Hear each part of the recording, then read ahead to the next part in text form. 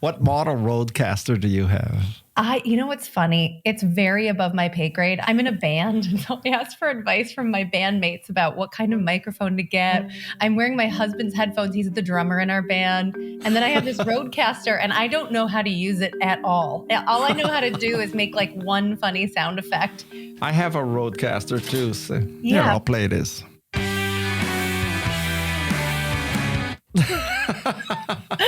I love it. I love it. I'll see if I can do anything fun with mine. Let's see. I can change my voice Alison, to sound like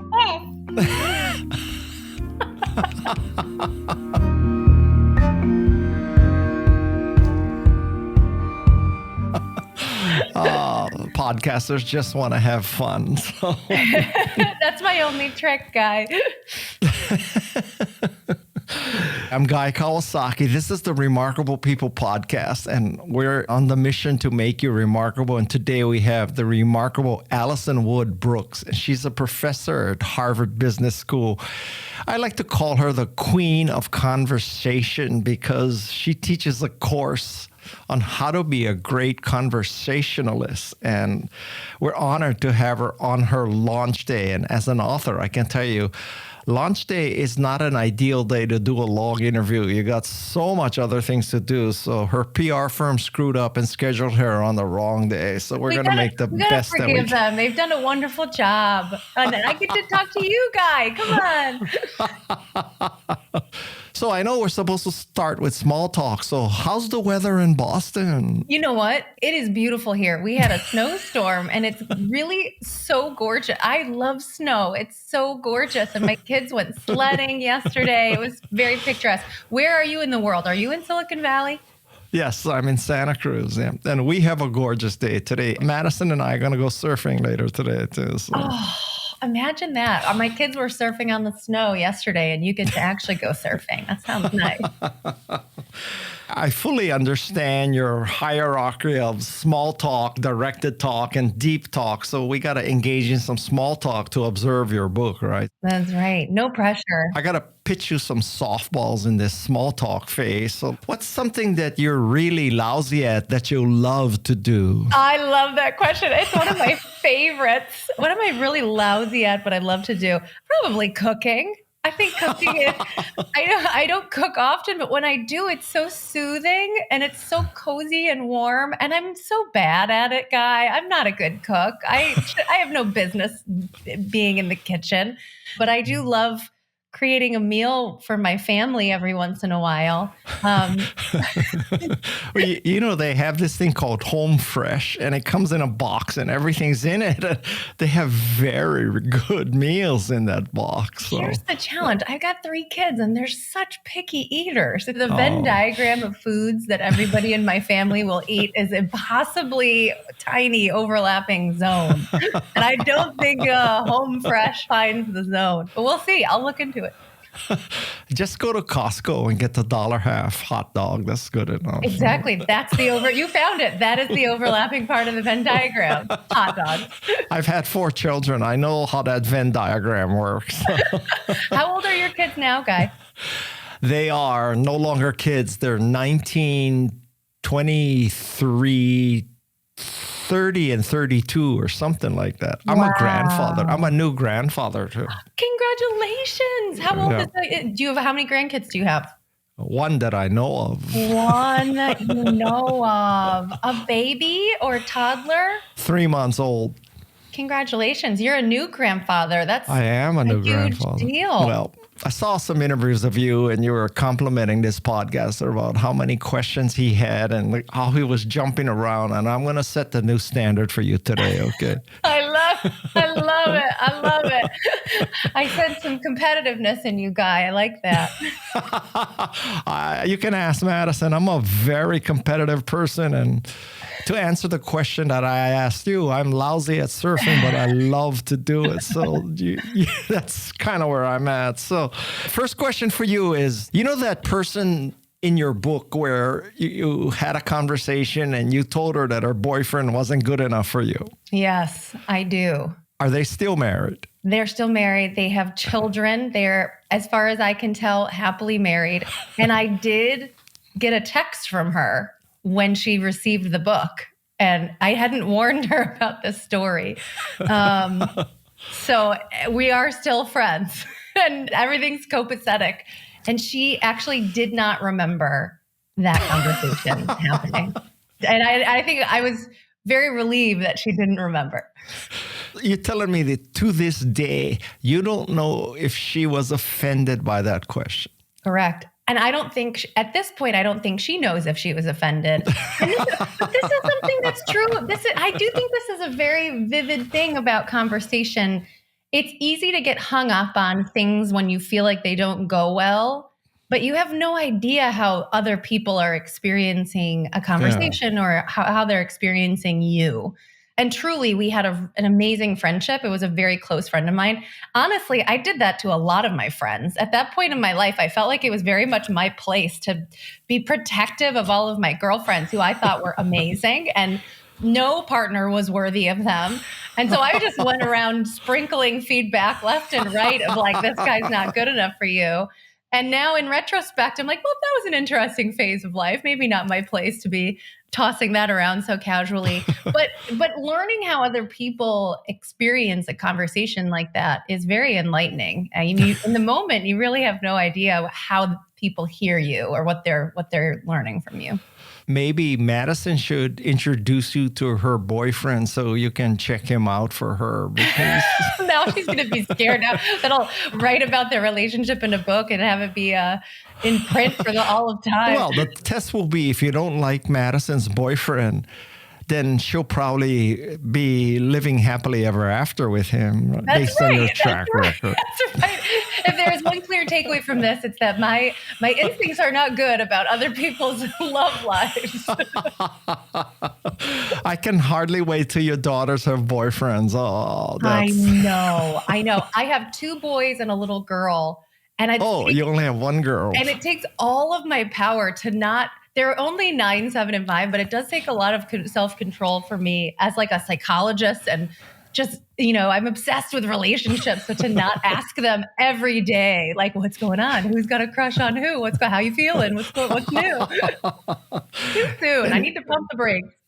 Is she still licking your nose? Oh, you know what, Guy? She does. She's in kindergarten now, and she is very funny. She's very silly, and she knows. She's so proud that she is the first story in the book. Her name's Charlotte, and she knows that story. She doesn't remember it because when it happened, she was a baby. She was 1. But I've retold it to her, and now she hears from other people, hey, that story's so cute at the beginning of the book. And so she's very proud that she is, this book star. And now it's this inside joke between the 2 of us. Just last night, I was like, Charlotte, my book's coming out tomorrow. And she came right over and she goes, I lick you, and licked me right on the nose. So cute. Even the boys now say, I lick you. It's an ongoing family joke. I guess that's what social distancing is in the Brooks family. So. Yeah, there's no distance in a family like ours. Oh my God.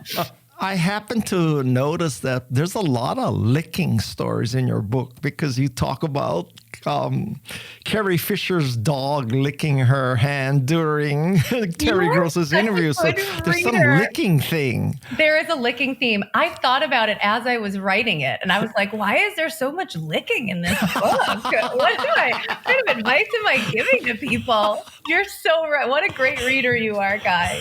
It's true. Well, I mean, something like that sticks out. So, so now shifting gears a little bit, your course at Harvard is How to Talk Gooder, right? That's right. So I want to know if you are inspired by the Think Different campaign of Apple, where you purposely do something grammatically incorrect. I wasn't directly thinking of Apple, but I do think the principle is the same. My intention was, to be different. And at Harvard, to be different, it doesn't require much levity. There's not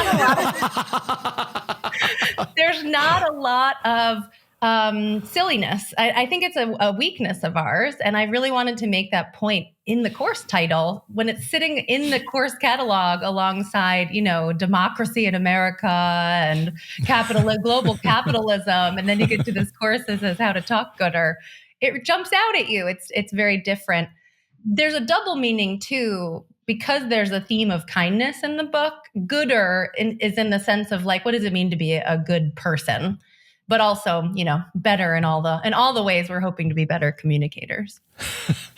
Well, maybe Susan Acker and Naomi Bag of Donuts are going to rename their course because of that, right? Because they have a really plain name. That's right. Their course is called Humor Serious Business. Their book is Humor Seriously. I visited their course. They have visited my course. Actually, Naomi visits my course every time I teach it. She's such a talented teacher. She comes during our levity module and talk. So we're very much on the same page. Maybe I can get them to rename their course something even sillier. Okay. I notice, you're going to figure out that I noticed the damnedest things, but I noticed that when you introduced Naomi, you introduced her as a comedian, not as a professor. Was that an inside joke? Or, did you have a lousy copy editor who didn't check? You know what? It's actually the way that I introduce people in the book is the way that I think of them in my mind, how I categorize them. So Naomi's a professor, but she's not a behavioral scientist in the way that so many of my professor friends are scientists. In my mind, the value add of my relationship with Naomi is that she is really a practitioner. She's out there in the world. She's teaching humor to, inmates at the people who have been incarcerated in Palo Alto. She's teaching humor workshops. She's out there. She's consulting with so many companies. And that's a different role. That's a different job than what so many of my behavioral science research friends are doing. I can just see Katie Milkman and Angela Duckworth in a prison in Philadelphia teaching them, grit. Let me teach you grit, sir. Hey, they would do it. I mean, if you could get a large enough scale prison, they would, I'm sure, love to get in there, especially Angela and Katie. They're amazing. They're going to give a whole new meaning to the milkman delivers. So exactly.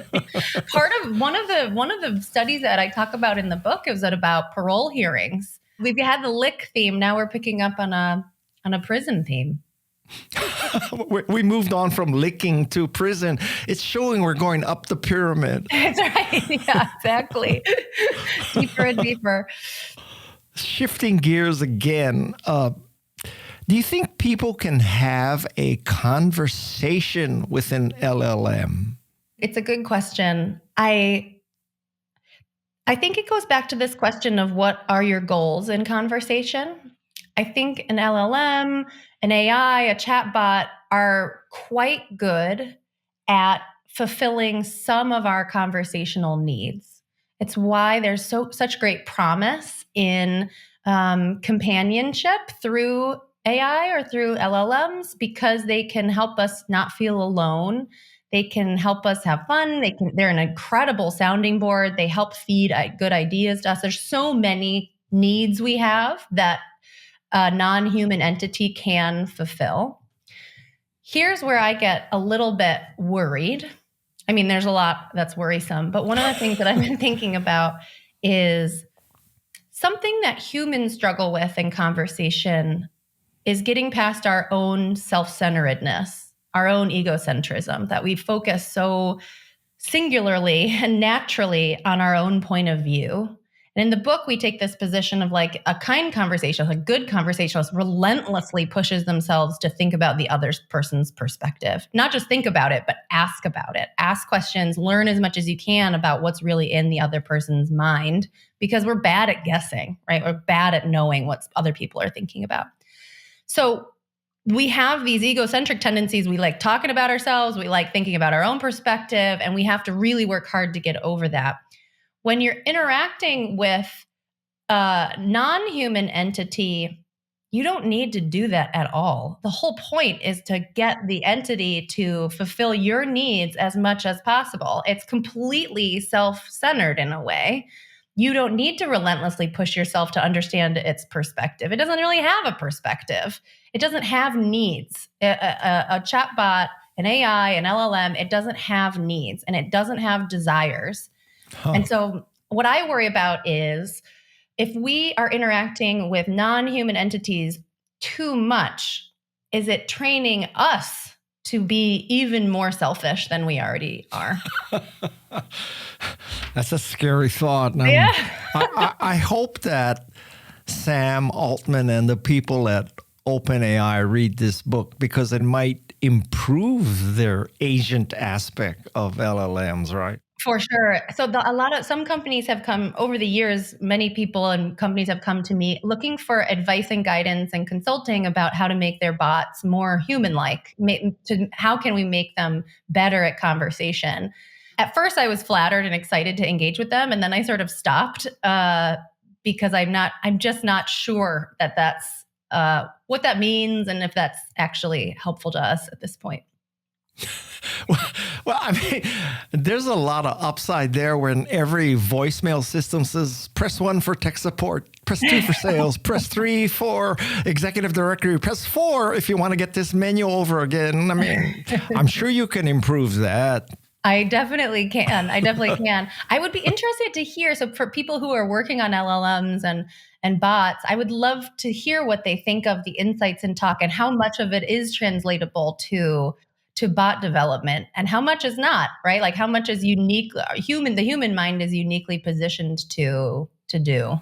Do you think that you could use an LLM to train you to be a better conversationalist? You could prompt it with, what are some great topics? Because you say it's okay to create a topic list, right? So this is where LLMs can be so helpful. I think as a training mechanism for a human to become a better conversationalist, for sure. In fact, before LLMs became a thing, I developed a case at HBS with a company called Submersion, which is essentially this. They created like simulated conversation partners so that my students could practice interacting with people that are different from who they would normally encounter in their normal lives and get like lots of reps. You just talk, and get lots of different responses from this simulated conversation partner.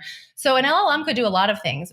My sister recently asked ChatGPT, like, hey, I want to have better conversations with my parents. So and then she fed information about our parents. She was like, what would people who live in upstate New York in the Finger Lakes who have 9 grandchildren who are 72 years old, what would they want their adult children to ask them about? And it gave great ideas. It was a great way to brainstorm topics because the LLM has a lot more data about people that meet those demographic characteristics than we might guess, than like we as young, 40-somethings could guess that they would want to talk about. So seeding topics, brainstorming topics is a great idea. Simulating conversation and practicing, great. Pushing us to become more kind, I'm not so sure. I think you should ask your parents vis-a-vis your grandchildren, have you created a generation skipping trust for my kids? That's the most important question you could ask your parents for your grandchildren. I'm adding that to my topic list right now, Guy. Generation skipping trust, so that they don't give you something, you pay tax, you give it to your kids, they pay tax. It skips your generation, goes straight to their generation. That's amazing. I went to law school for 2 weeks and dropped out. So, Was this one of the only things that you learned during your 2 weeks of law school about generation skipping trust? It was so valuable. Imagine if I had stayed 2 years. My God. Imagine the hacks. Oh, that's so I'd be teaching at Harvard Law School. We would be colleagues. But you can't surf here, Guy. You can't surf in Boston. I mean, I guess you can in the summer, but not in the winter. I love a good acronym, and your acronym is TALK, TALK. So please explain what TALK stands for. Can I tell you, through this book, I've already learned that acronyms are very polarizing. Some people really, really love them and find them to be so helpful to help them remember stuff. Other people are very come from a very anti-acronym place. I'm pro acronym. I'm also pro acronym. I think really good mnemonic device to help remember. But I hope this acronym people find very helpful. T stands for topics. A stands for asking questions. L is for levity, and K is for kindness.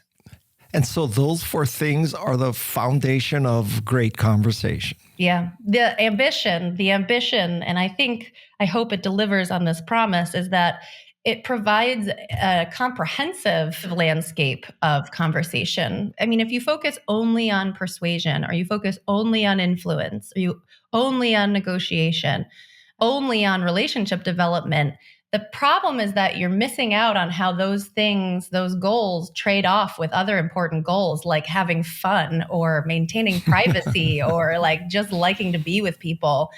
And so it's overly narrow view. The promise of this acronym in this book is a broader perspective. Like, let's consider all of the things that we want as humans at one time, and then come up with these 4 reminders, these 4 guardrails that are going to help us do all of the things better. May I make a suggestion with your acronym? How dare you? How dare you, Guy? Yes, I can't wait to. What do you mean? I read in your book it's okay to bring up sensitive questions.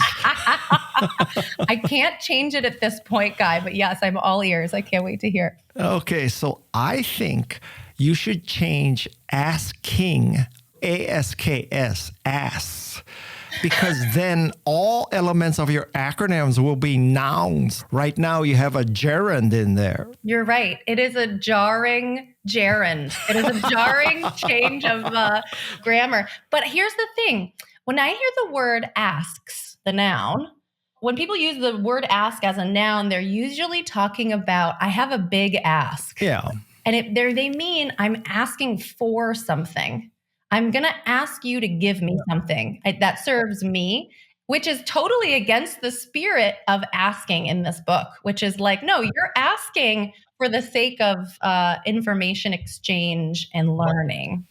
I would make the case that as a Harvard Business School professor and someone who's already broken the bounds of good grammar with gooder, you can change the meaning of ask to just be a synonym for questions. For I love it. Generating conversation. You know what? I was talking to Patrick McGinnis the other day. He was interviewing me about the book. He has this great podcast. He's the guy who invented the word FOMO, fear of missing out. And we had like a jolly good bonding moment because of our shared experience of inventing acronyms.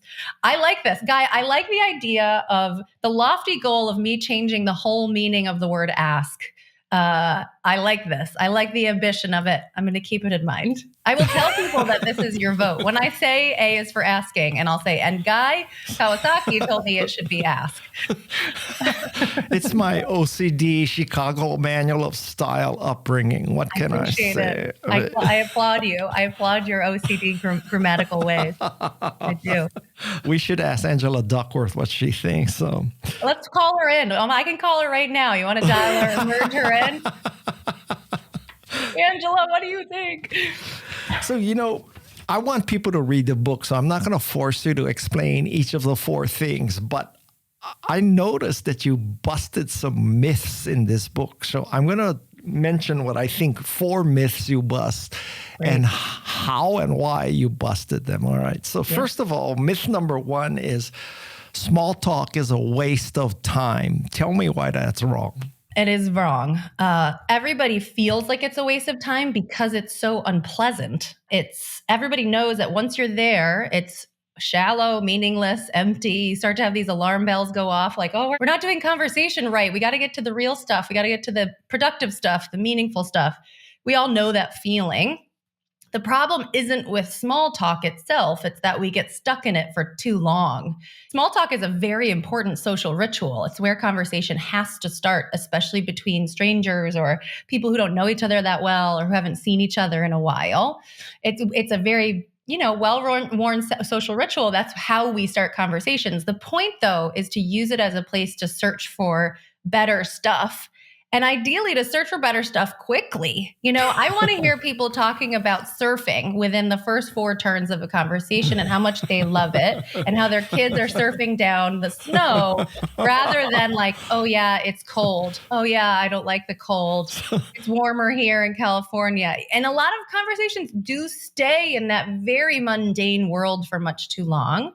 So the trick is just making sure you look for the doorknobs to better, more interesting rooms and get the courage to go through those doorways, go to better places. Is there a rule of thumb about when to make the switch? I like to do it as quickly as possible. I mean, I think most people enjoy that. They feel relieved. It is important to start there though, right? It would be weird if right away I had been like, tell me about your mother. That's jarring. It's almost as jarring as the asking gerund in the middle of the talk of that acrostic. Well, we got from weather in Boston to licking dogs and licking noses pretty quick, right? Yeah, I think both of us are people who are very hungry to move past small talk, but we don't dread it, right? Like you have to do it. It's the starting place. It's the launch pad to go somewhere else. And some people have developed the skill of moving away from it more quickly and more smoothly. And everybody can develop that skill. Okay. Myth number 2.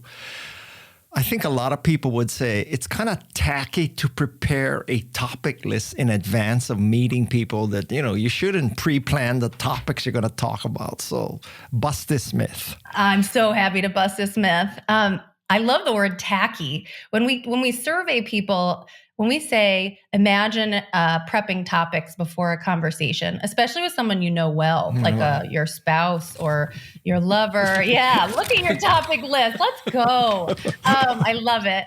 So a lot of people are very averse to this idea. They're like, why? I shouldn't have to brainstorm topics I'm going to know what to talk about once I'm in a conversation, especially with people that I know well.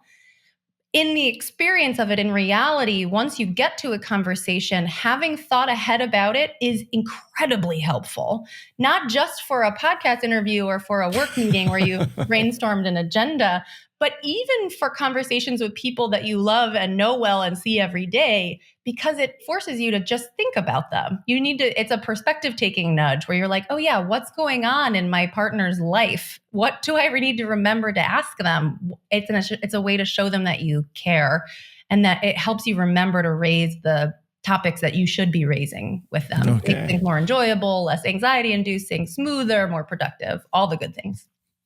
There is no one who's more positive about AI than Guy. And I often do this, and I think AI is smarter than me. There's no doubt in my mind ChatGPT is smarter than me. Smarter than all of us, for sure.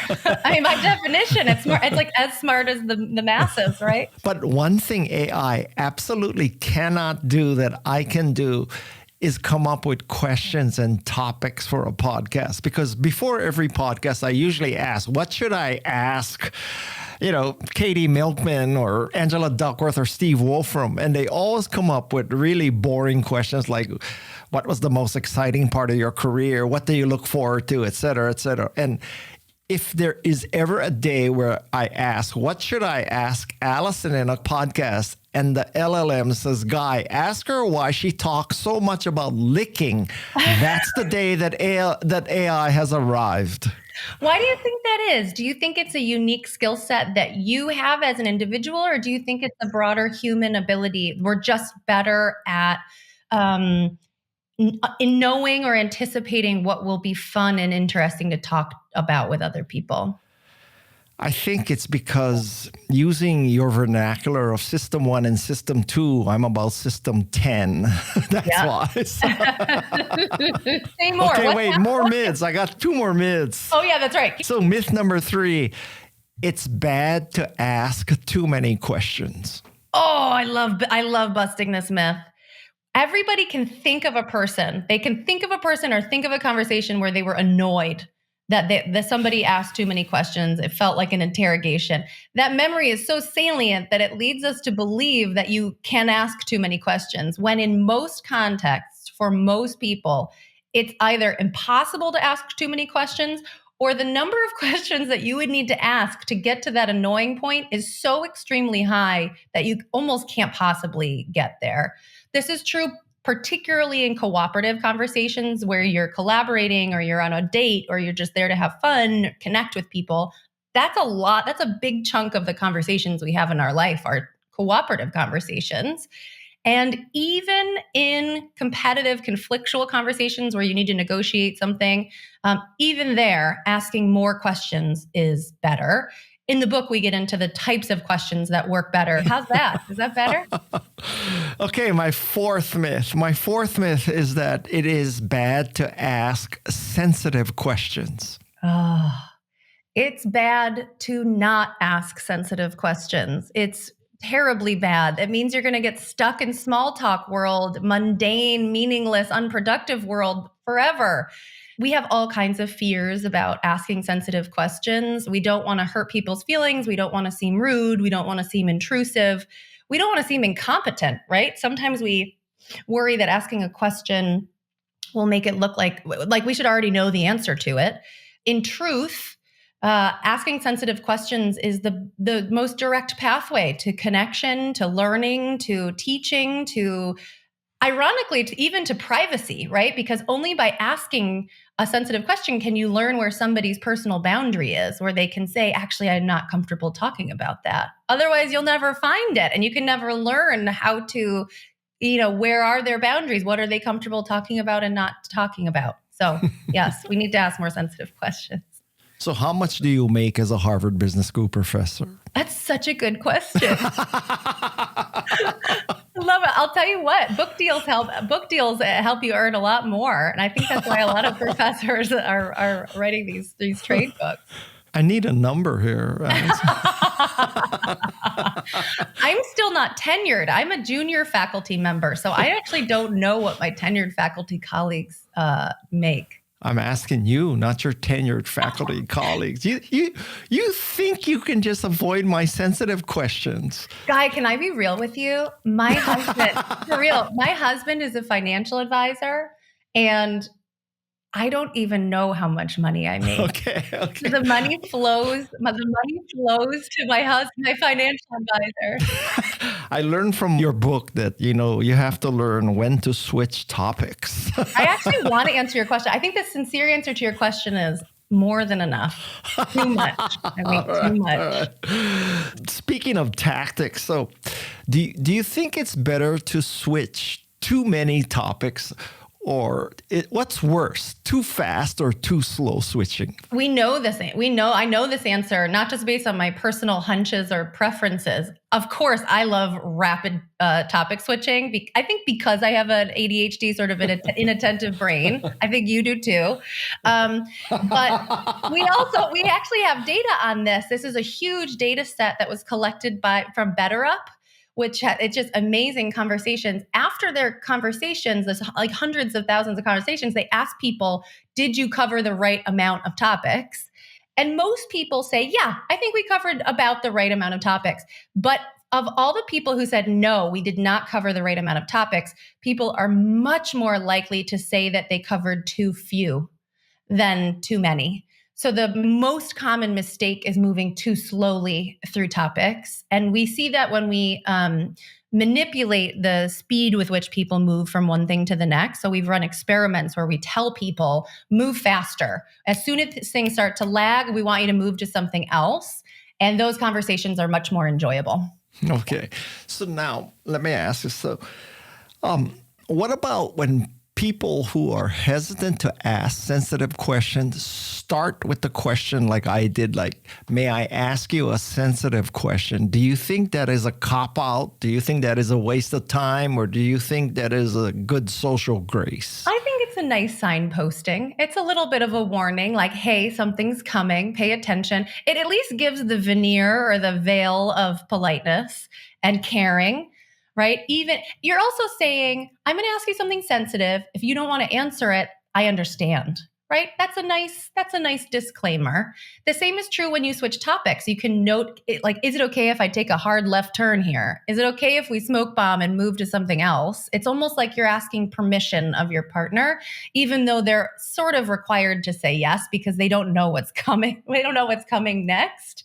But yes, I think it's lovely. Or you can just do it. Just ask. how much money do you make, Guy? Like just go for it and see how people my react. wife is my financial planner. I really don't know. And everything is a direct deposit. I don't check my balance. So, but can I tell you a really funny story? Yes. You can use this story. I think I get to decide if it's funny, but okay, go ahead. I guarantee you, when I tell you something is funny, it's funny. All right. So when I was at Apple, I used to work with some of the executives in outside companies who were Macintosh users. And one very famous person was a woman named Sandra Kurtzig. She started a computer company called Ask Computing. It was manufacturing software. She was the first woman in Silicon Valley to take a company public. So she was very, very rich. And she had this Ferrari Testarossa, which I love Ferraris. Not that I ever owned one. So anyway, she reaches out to us. She says, I'm having problems with my Macintosh. So Guy goes over to her house to help her with her Macintosh, right? And she shakes the mouse and the screen wakes up. And the window in the front is Quicken. And I know how to use Quicken. I know exactly where the current balance of your checkbook is. And as soon as she wakes up, Quicken, I look down and it's like, holy shit, she has $250,000 in her checking account. And ever since that day, it's been one of my goals to have $250,000 in your checking account. And I have achieved that goal, Alison. Yes, Guy. Yes. I love that your eyes darted so quickly to the balance. It's such a lovely measure of your inner curiosity. I love it so much. And you've done it. Is that it? That you can drop the mic. You've achieved all the things you wanted in life. Quicken, your $250 in your checking account. Tell that to your husband. I will. So if you ever need help with your Macintosh, be sure you have QuickBooks closed when you call me to your house, or I will know. I love it.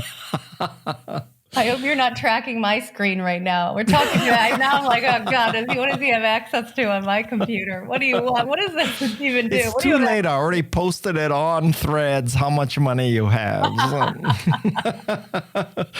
Clayton Christensen is up there laughing at us like, Guy, you're really taking it to her. Go, Guy, go. He's cheering you on. I can't decide if he would be cheering you on more or cheering me on more. I think he's cheering us on together. He is saying, I'm going to write a new book called The Conversationalist Dilemma. Exactly. When you love both people so much, what do you do? Another question. What happens, or what's the impact or the value if somebody gives you an inappropriate, mean, or destructive answer, and the person then says, I was just being honest? Does that excuse you from being an asshole? There's a really great Taylor Swift lyric that says, casually cruel for the sake of being honest. Ooh, that line will cut you like a knife. And I think it cuts you like a knife because it really captures something that we all feel torn about, which are this tension between benevolence or kindness or politeness and honesty. Because often the true contents of our minds are not kind. Our brains are built for judgment and social evaluation and negative evaluation of other people and their work. I think a lot of, as you could tell from the book, I think a lot about what kindness means. Sometimes being honest in the short term, maybe giving feedback that someone needs to hear, is kindest in the long term, but still you can deliver that honesty in a way that hopefully, and I think there's some nice ingredients in the book to do this, in a way that isn't even hurtful in the moment, so that we can navigate this conundrum between benevolence and honesty, with more kindness. All right.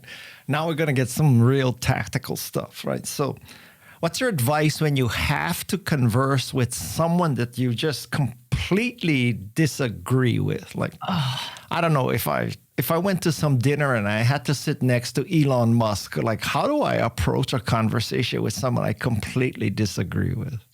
You want to think about what your goals are, right? So we have goals in the short term, like to survive the dinner and not have it be miserable. not get in such a heated argument that you cause a scene or probably like ruin a potential relationship with Elon Musk forever. Those are kind of inhumane. Maybe that's your goal. That's okay if it is. But then you have longer term goals. If you are thinking about how could I leverage a meaningful relationship with Elon Musk, if you're playing the long game, your goal in the short term should be to have a great conversation with him. And the way that persuasion actually works between people is that you have to be in a good relationship. And if you have very differing views, they may slowly over time come to bend to the gentle pressure of your differing viewpoint. But you're not going to persuade him over a correspondence dinner at the White House in one conversation to change all of his views that you agree with. So I think the odds of me being invited to the White House are zero. So yeah. But you know what I mean? I think a lot of us have this instinct where we're seething. We hate the guy. We don't agree with almost anything that someone else stands for, and therefore we are going to have we have this need to like be right and say something that really puts them in their place. But that's not how to pursue. If you really have goals to persuade someone, you got to play the long game. Okay, so I'll tell him that I think Starlink is very well done. How's that? That's a good start. Compliments are a great start, Guy. That sounds nice. Yes. I hope it's a short dinner. I do think topic prep would help you, right? Yeah, that's one I'm going to have to ask ChatGPT. What topics should Guy discuss with Elon at dinner in the White House? To avoid getting immediately into a shouting match. Yes. Yes. Next question, also tactical. How do you end or divert a conversation where someone is hitting on you or sexually approaching you? I don't want to brag, but this was much of my life. So I have some experience with this one. It's a 1% problem. Yeah. You don't have to end it, right? I think there are some... a bit of flattery is nice no matter what, as long as it doesn't feel threatening and as long as it's not disrespectful to someone else, so to your partner if you're in a relationship, or if it's inappropriate in the context, if it's someone in the workplace who's coming and sort of coming on to you sexually in a way. So much of conversation is about reading your own needs, reading the other person's needs, and then reading the context. So if you're at a bar and somebody comes up to you and is hitting on you, that's appropriate, but you should probably say, oh, actually, I'm married or I'm in a relationship, I'm unavailable. If you're in the workplace, things get trickier because then you have power dynamics and other goals and outcomes at play. And that one gets harder. I think sometimes most organizations have an anonymous line where you can contact a sort of Title IX or mandatory reporter type of line to seek advice, especially if it's someone who comes to you who has actual power over you in terms of your work. And hopefully you feel comfortable confiding in some sort of mentor to ask for advice about what to do. But in general, if somebody makes an advance towards you, and certainly outside of the workplace, I think you can take it as a compliment and just be honest with them. Thank you so much, but I'm not available in that way. I know. I hate when women treat me as an object, but okay. It's all that surfing guy. You're like a surfing stud. You got into a whole discussion about NPR and how great their questions are. But I have a question for you. It seems that when I'm listening to NPR, they ask a lot of closed-end questions. And, just let me parody that. Like, some of these interviews on NPR, they say, well, you saw your mother kill your father when you were 8 and there was blood all over the kitchen floor. And then you had to testify against your father. Can you tell us more about how that affected you? Well, the answer is yes or no, right? But what happens when you ask a closed-end question like that? Yeah, I think especially for an outlet like NPR or for many people when they're asking closed-ended questions, it's a sort of way, it's a leading question and it's a way of almost fact-checking. It's literally saying, I know this about you already and I need you to confirm or deny that it's true. Or some people use closed-ended questions to help set context for a new topic to judge how much you know. So if I were to change and say, Guy, have you seen the TV show Silo? Nope. Right. So I just need that information quickly in order to guide what I'm going to say next. Am I going to continue down that path, or like, this isn't going to be interesting to you because you haven't seen the show, so I'm going to pivot. So closed-ended questions do have an important purpose, but they're a completely different animal than the lovely open-ended launch pads that we were talking about before. Open-ended launch pads, by the way, good questions that inspire real information exchange and authenticity and connection often start with the word what. The word what, as opposed, so I say, what is your favorite TV show right now? You'll give me an answer, and then we can go from there. I've already learned, so I will learn more than twice as much information by asking that question than saying, have you seen the show Silo, where I get a yes or a no. As opposed to open-ended questions that start with the word why. Why haven't you watched Silo yet? Or why don't you watch more TV? Those questions are open-ended in theory, but they feel accusatory. So the relational part of that kind of question asking a little bit goes by the wayside. Okay. Just for the record, my favorite TV show was Yellowstone, and I'm the only person in Silicon Valley who liked Yellowstone. Yeah, that is surprising. Oh my gosh. Wow. And my favorite character was Rip. Oh, he's a great character. I get it. You know what? There's another topic for you to talk to Elon Musk about, okay? At the White House dinner. You can talk about your shared love of Yellowstone and Rip. Well, now I have a lot less hesitation to accept the White House dinner in the next 4 years. So in case. See, you've already got 2 topics. We'll find some more. We'll keep brainstorming. You know, I want to know about the differences, if you notice, between men and women in conversations. And when I read this section about, your friend calling you up and asking you about a vaginal mesh, I said, I cannot imagine a man calling up another man and saying, I'm worried about my penis mesh or my vaginal mesh or any mesh. So, is there a difference between men and women? Okay. Agree to disagree, because the number of conversations that I have overheard men talking about their getting snipped after they've had their children, like more than 15 conversations have I eavesdropped on men talking. Really? When are you getting snipped? Are you snipped? Are you going to do it? Are you going to do it on Masters weekend so you can lay around and watch golf? Truly, it's like so many times. So I think that's the male version of the vaginal mesh conversation. I think it's a great question. We have a lot to learn. As scientists, we have a lot to learn about gender similarities and gender differences in terms of communication.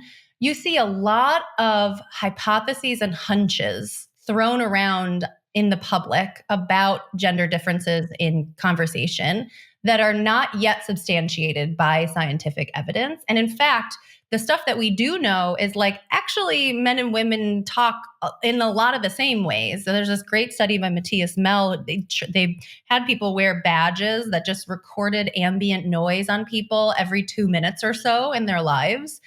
And so you get this full sample of somebody's auditory life. And through that method, they found that men and women speak exactly the same amount of words on average per day, about 16,000 words per day on average. Now, when you start to look at, when are they talking and what are they saying? That's where you can get into, are there content differences? Are women more likely to talk about vaginal mesh than men? Yeah, probably, but men are more likely to talk about their vasectomies. But science really hasn't gotten to a point of how fine-grained figuring out, are there gender differences? Are there racial differences? Are there age differences? And what are they? What are the topics that different demographic groups are discussing? And what does that mean for how they relate to each other, for how we see each other as similar and different? That's, I think, a very exciting area for scientists to pursue, is looking at the content of what people are saying. Well, I want you to know today that between sets as we surf, I'm going to go asking all the men if they've been snipped so that I can come across as a sensitive man. But it's probably beyond, but again, you're probably beyond that phase of life where it's irrelevant anymore.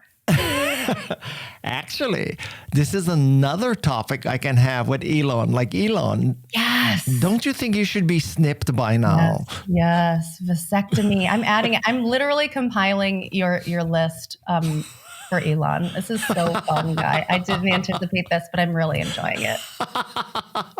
All right. So you brought up the topic of academic research. So as I was reading your book, I thought to myself, there's a lot of dependency in this book about speed dating experiments. Are you at all worried that speed dating may not extrapolate to everybody in the real world? Yes, of course. Science of conversation is very new. It is very important for people to realize this. People have been studying language, human language, the development of language. They've been studying public speaking. So one way where one person just says something and nobody responds for a very, very long time. We know a lot about language. We know very little about dialogue because only in the last 10 years have we come across a technology that allows us to record real conversations at very large scale, the tools to analyze those conversations at large scale. And so we're at this phase right now where we're learning things very, very quickly, but we are still quite limited by the data sets that we have access to that are of the gold standard of academic rigor that you would rely on. And so you kind of have to make these sort of logical leaps of like, well, if things are going well in speed dating, probably some of those things are generalizable to real dating. And then, well, what about dating is specific to dating, or versus it's actually translatable to all conversations. And so that's where we are right now. It's starting to figure out, well, what is context specific and what is generalizable across lots of areas where people talk to each other. Well, I'm not saying that most people who listen to my podcast are in the dating game, but while I have you, do you have some tips for dating? I do. Number one, it depends on if the person is a stranger to you. So if it's a first date, it's really important that you don't have long pauses. So long pauses are the death knell for conversations between strangers. Is very awkward. So just keep asking questions, keep asking follow-up questions. Have your list of topics ready to go so you don't have to panic when you know you need to change the topic. You can use any of the topics that we've used here today. Actually, on your date would be great. Hey, I saw this crazy podcast where Guy and Alison. Have you been snipped? Yeah, exactly. Have you ever heard women talk about vaginal mesh? That's a good one. We're seeding topics here. Really, I think on a date, whether it's with a stranger or with someone that you've been dating for a while, and with all people in all contexts, asking follow-up questions is a superpower. Because you don't need to have prepared ahead of time. You don't need to know anything about them or have any knowledge of anything. You just need to listen to what your partner is saying and continue to ask questions about it. We see people fail to do this a lot in our data, both in speed dating, but in other contexts as well, negotiating, sales calls, just normal conversations between family members. When someone shares something important with you, if they are courageous enough to share something about their life with you, you should follow up on it and ask more about it as a signal that you care, that you heard them, and that you want to know more. So now you're trying to get a job. You probably shouldn't open up with a discussion of vaginal meshes, but like, how do you have a good conversation as the applicant, not as the recruiter? Yeah. As an applicant, I think in our minds, when we think of conversational job interviews, there's this very clear script of like, well, this employer is going to be asking me questions and I need to prove how great I am. I need to prove how interesting, smart, competent, and well-suited to this role I am. Anything you can do to flip that script is going to go great, because a real conversation that's rewarding and actually makes you look competent is a give and take. So you can't just sit there and wait for an interviewer to hit you with question after question. They're going to get bored with that. They're not actually going to be impressed with almost anything you say, probably. So again, ask questions back, ask follow-up questions, try and learn about their perspective. Instead of trying to prove how great you are as an applicant, try and be interested in the work that they're doing and learn as much as you can about it so that you can actually judge whether you are a good fit for the role. You could ask, like, Well, what do you think of your CEO going to the inauguration? That'll definitely get you an offer. If you were giving him advice about the topics to raise with the people at his table, what would you advise him to say? And then you could brainstorm about it together. That would be so fun. And it would be such undeniable evidence that you're interesting and creative. I'm glad I'm not applying for a job anytime soon. So now, bring me up to speed with your research. What are the implications of doing all this on Zoom instead of in real life? Yeah, I think about this a lot. I had written a whole chapter in the book about digital communication, and I took it out at the very end of the editing process. I know.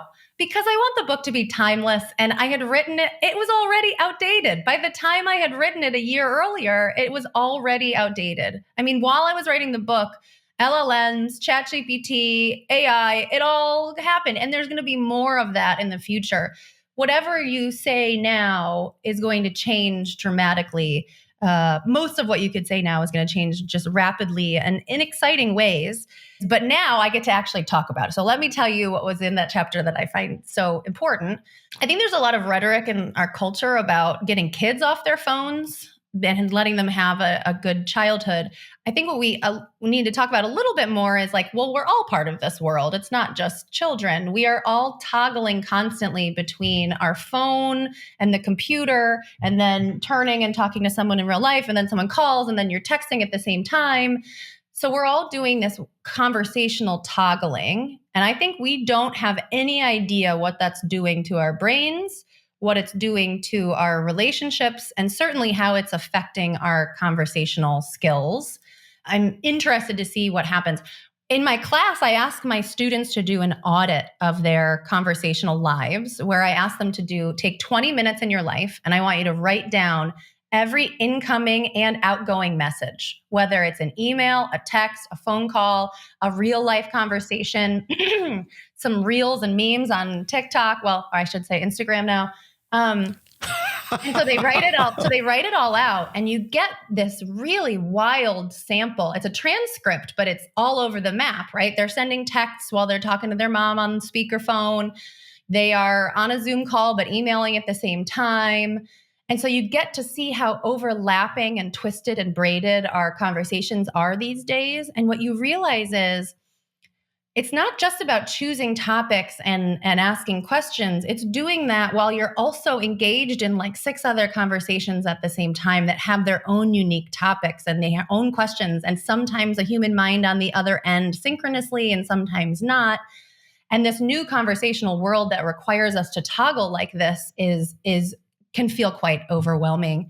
When they look back on their audit, the students often say that only the ones where they were synchronous, whether it's in person or on Zoom, felt real, that felt rewarding, felt like they had some sense of human connection. And I think that's not trivial. My phone is off. You're so kind. I just got 6 text messages, so sorry, Guy. Okay, so 2 last questions because, I don't want to take up too much of your time on launch day. So I want to know who is in the Alison Wood Brooks Conversation Hall of Fame? Oh, what a great question. My mom. My mom is... Your mom? Yeah. She's amazing. I talk to her every day. I'm going to cry just thinking about it. I think her commitment, she's such a good listener. She's so funny, and she cares so much about me and about all the people that she knows that I think she was an incredible role model for me my whole life. And I've never said that out loud before, Guy. Thank you for asking. Wow. I could give answers that are like celebrities that I think are amazing. Most of them are very good listeners and are good at levity. So people like Stephen Colbert, Conan O'Brien, Nikki Glaser. In the book, Terry Gross is a really amazing question asker. Really, anyone who is in the public sphere and becomes successful for having conversations, this is what their core skill set is, right? Like that's why they've been successful, is that they are good at preparing topics. They are good at asking questions. Joe Rogan, right? Like whether you agree or disagree with him, he's a terrific conversationalist. He's great at asking questions. He's good at getting people to open up. Guy Kawasaki, great at bringing the levity and moving topics quickly and asking follow-up questions. You mentioned Joe Rogan and Guy Kawasaki in the same sentence. I'm sorry. I know. I've arrived. I know. We can end the recording right here.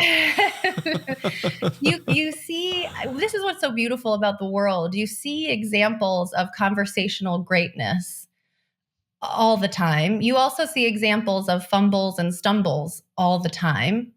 And it's because we're all human beings. We're all just trying to do our best. Sometimes we strike gold and we find amazing moments of connection and information exchange and closeness. And sometimes we mess it up, and that's okay. Speaking of messing this up, as I was reading your book and as we're having this discussion, when we adopted our fourth child, so we have two adopted children, so we adopted him about 17, 18 years ago. I was at a dinner with my wife and a friend and his wife, and he said, we told him we're adopting another child, right? And he said something like, aren't you concerned about adoption? Because adoption, typically these kids, they didn't have good prenatal nutrition, or they come from broken homes or drugs in the house. So, adopted kids have a lot of problems. And I have never forgiven him for that, because this is after we told him we have one kid, we're adopting another kid. Not that we're thinking about adoption. We have adopted kids and we're going to adopt. And I thought that was such an insensitive thing to do. I have never forgiven him.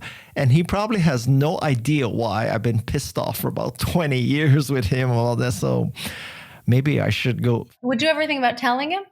Well, after reading your book and this discussion, maybe I will, because he probably, from his side, maybe he was just thinking, I want my friend to make a really wise decision about adoption. I don't want him to go in with blinders on. Or maybe it was out of his own fear. Maybe he had been thinking about adoption and that's what he's afraid of for himself or for you or... Yeah, we make mistakes like that a lot. That's an insensitive thing to say. It sounds very self-centered, right? It sort of reeks of being focused on what you know and what you're afraid of, rather than asking a question of, do you have any fears about this, right? Like that would have been much more adaptive thing to do in that moment for that person. I would tell you what country he's from, but it would immediately help some people identify who I'm talking about. So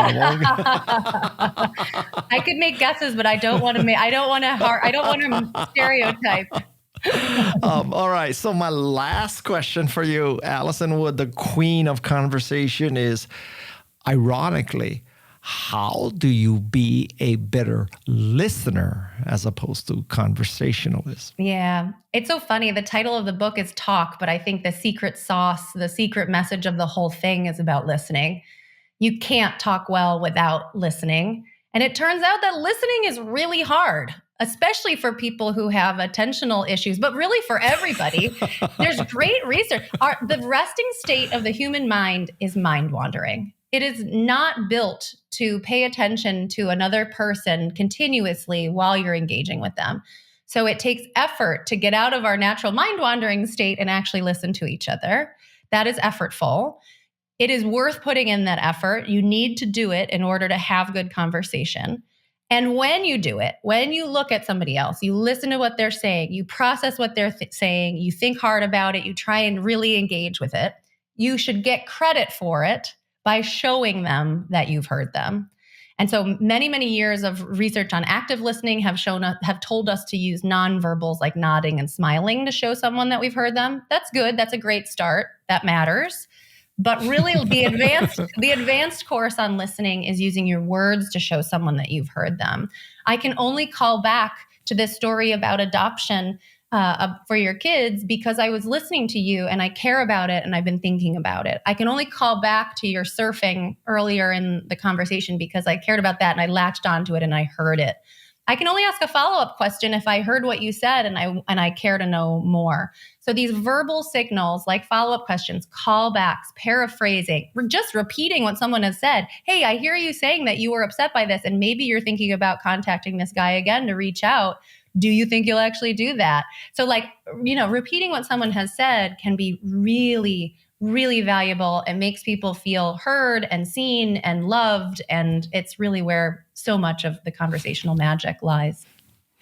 This has been, speaking of magic, a magical conversation. And I agree. I'm going to talk about snipping in the surf lineup and vaginal meshes, which is 2 words I never heard together before last night. Listen, educate yourselves about women's health, everybody. It's real. We got to get used to talking about it. There's a lot now going I can on. look forward to having dinner with Elon Musk. I mean, I never would have predicted that. I mean, now you can get excited about it. We've got 4 topics brainstormed. We're going to get at least 10 more together, and then we're going to make it happen because I want to record this conversation and see how it goes. You've changed my life. You've changed my life. I want you to get the transcript of this and do an analysis, and I want you to, figure out this is like speed podcasting. If I wasn't doing so many podcasts for the book, I would honestly, so many of my students have done that. Actually, this year, 2 of my students did this creative thing. They took a real podcast recording of me and somebody,